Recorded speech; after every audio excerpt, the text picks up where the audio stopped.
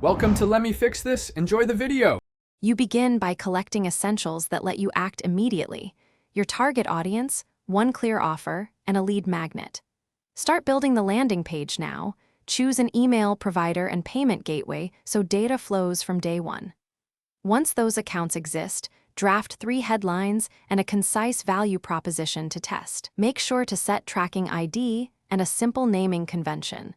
This avoids confusion later and makes optimization faster when you start traffic tests. You now assemble the funnel components. Design a mobile-first landing page with a single, prominent call to action and an optimized form. Connect your email provider and create a 3-message welcome sequence plus cart abandonment triggers so you capture intent.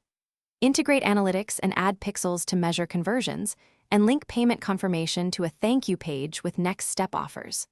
Once done, run an end-to-end test with a real transaction to ensure webhooks, tags, and automations fire as expected.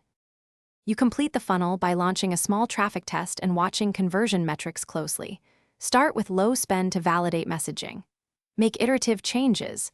Tweak your headline, tighten CTAs, and refine email subject lines based on open and click metrics.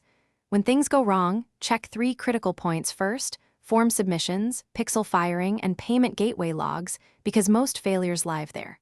Finally, scale what converts and keep a change log so you can roll back if a test reduces performance. Thanks for watching. If you found this helpful, don't forget to like and subscribe.